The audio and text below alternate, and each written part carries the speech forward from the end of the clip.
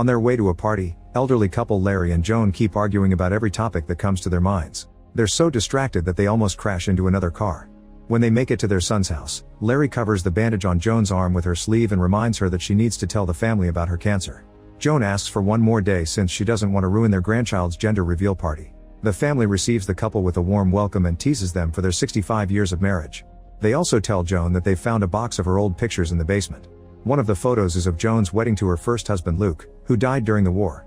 Meanwhile, Larry is having some pretzels when suddenly he starts choking. He struggles to breathe as he collapses on the floor. Seconds later, Larry is shocked to wake up in a train with pink confetti falling on his head. A kid in an oversized suit says Larry wasn't expecting it before walking away. When the train stops at the station, Larry notices that many passengers are wearing hospital gowns. He follows the passengers until he makes it to a crowded area known as the Junction, where lots of people tell him things that he doesn't understand. Larry tells the receptionist that he's been abducted, but she assures him he wasn't and he has to wait until his AC comes for him. Some hours later, most of the crowd is gone and Larry is napping on the chairs. He's awakened by Anna, who introduces herself as his AC. This stands for Afterlife Coordinator, which means Larry has died.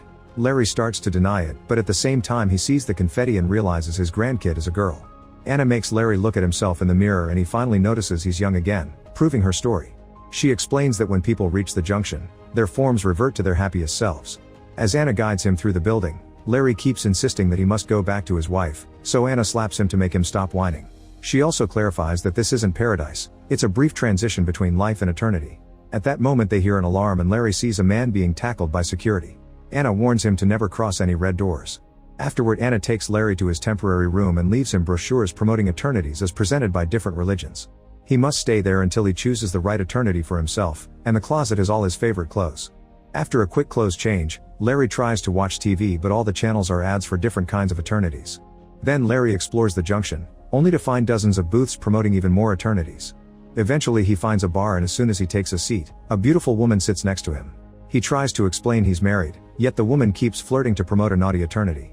Thankfully bartender Luke reminds her that advertising is forbidden in the bar so she leaves. Larry wonders if the bartender is an angel, but Luke clarifies he's just a soul that got a job to stay in the junction. Since Larry is still confused, Luke shares the rules. There's no switching eternities after he's chosen, and there's no visiting other eternities either. If he breaks a rule, overstays his welcome, or tries to switch eternities, they'll put him in the void. It's a place with nothing but blackness for all eternity. Larry shares that his wife has cancer and he promised to take care of her, but now he feels guilty for abandoning her so he asks for another drink. The next morning Anna wakes Larry up by getting on his bed.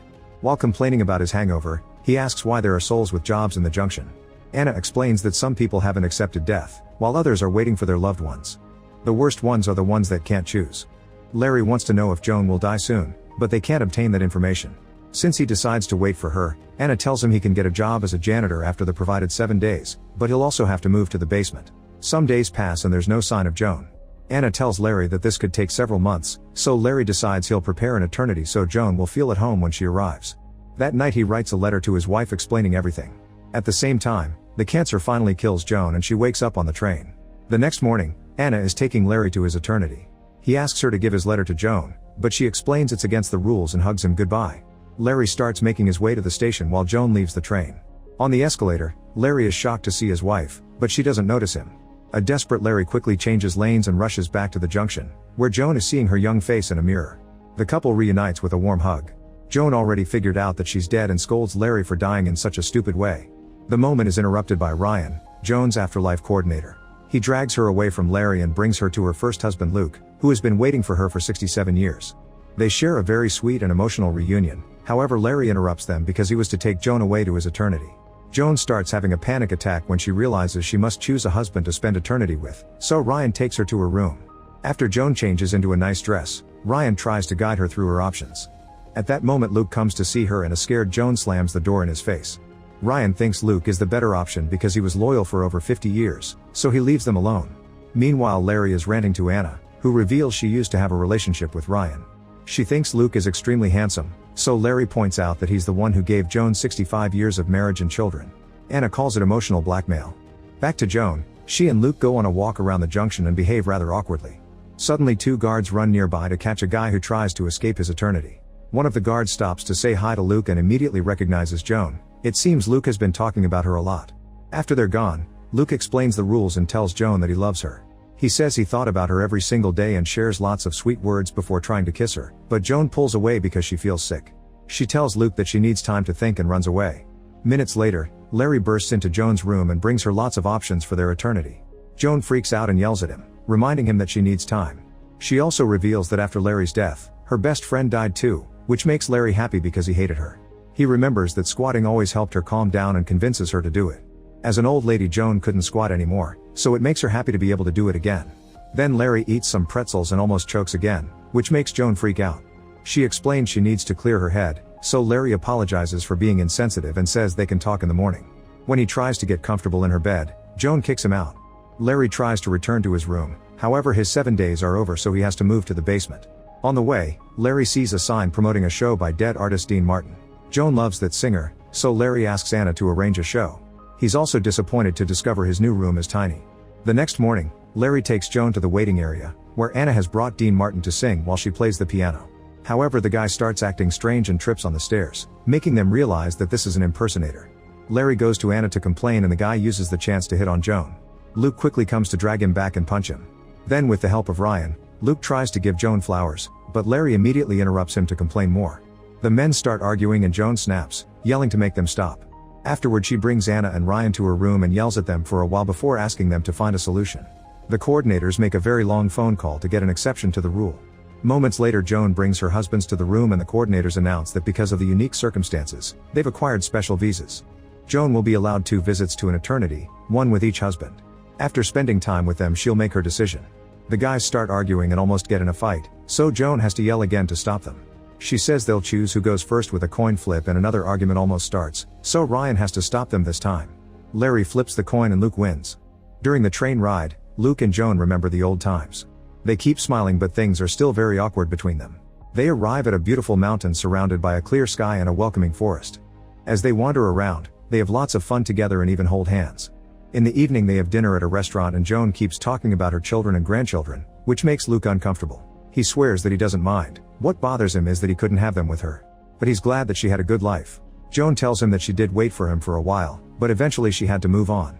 Afterward, Luke takes Joan to a building called the Archives, which can be found in every eternity. Here every soul can revisit all the memories from their living years. Luke and Joan watch all the important moments of their relationship, like their first date, their first kiss, their first naughty time, their wedding day, and their final goodbye before Luke left for war. Joan tells Luke how much she missed him and they kiss. The memories keep playing, and Luke has to watch how Larry proposed to Joan. He stomps out of the building in a huff, saying that Larry took advantage of a grieving woman. Joan tries to explain it wasn't like that, but he won't listen. Meanwhile, Larry rants about Luke because he's always telling people that he died in the war to look like a hero.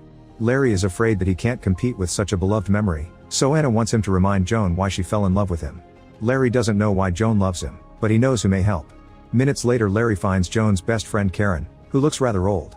Karen explains her happiest days came after her husband died because she could finally come out of the closet and get a female lover.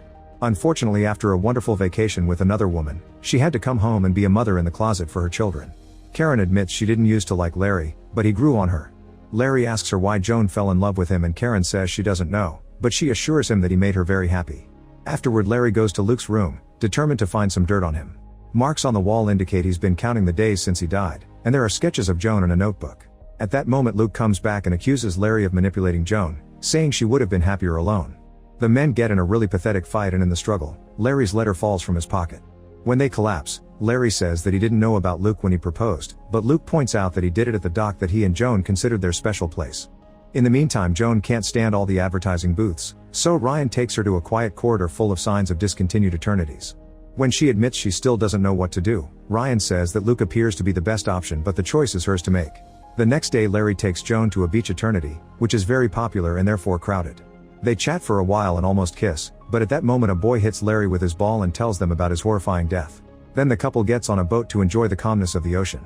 Larry asks for the details of his funeral and apologizes for not being with her when she died. He also thinks their kids would be happy to see them together again. Joan feels like he's manipulating her and an argument ensues.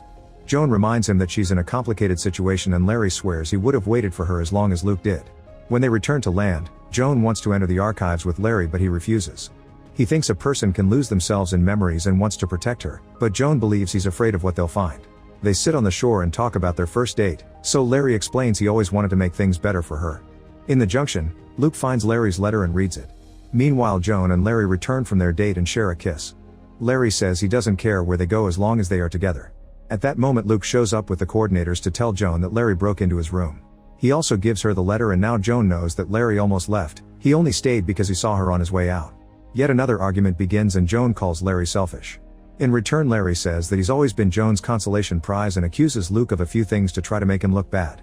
Luke screams in frustration and admits he's had a few lovers over the last 67 years, but at least he waited for her.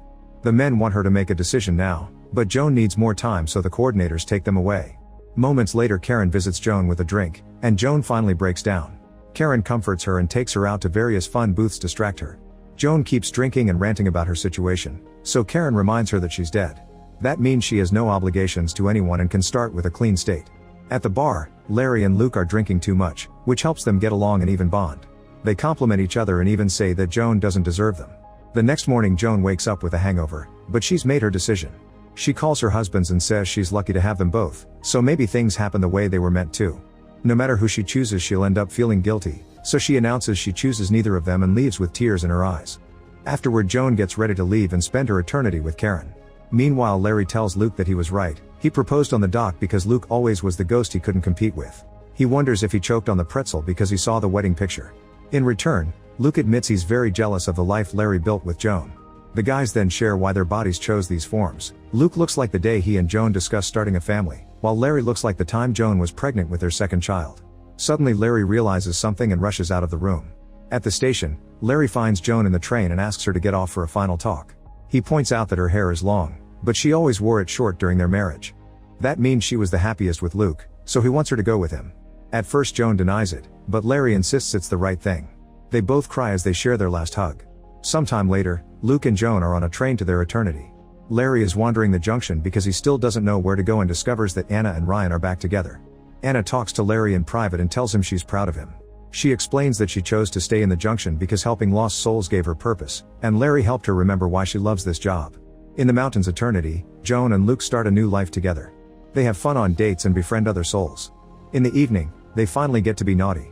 After Luke falls asleep, Joan starts feeling some doubts and decides to visit the archives, where she watches the memory of the day she met Larry. During the next few days, Luke keeps taking Joan on all kinds of activities with other souls, but Joan doesn't have a good time. Every night, she visits the archives and revisits more of her memories with Larry. The archives clerk tells her it's not healthy to spend so much time there and that it's important to move on. One night, Luke says that this is truly the perfect life, and Joan doesn't know what to answer. The next morning, Luke announces he's booked another activity and Joan finally breaks down. She says she made a mistake by choosing him, causing Luke to get angry and start yelling. Joan explains that she was the happiest with him because it was young, foolish love without the burden of mortgage, jobs, and kids. However, love is supposed to be more than that. It should include the bad moments too. She also thinks that Luke is in love with the Joan from 67 years ago and never moved on, but she's changed and isn't the same person anymore. Joan then announces she'll try to go back, even if it means risking getting caught. She cries as she tells Luke she did love him, but he walks away. Some hours later, Joan is trying to make a plan to escape while practicing with a knife. After thinking a lot about the situation, Luke comes back and agrees to be her distraction. The duo goes to the archives and Luke pretends to have a breakdown in front of the clerk.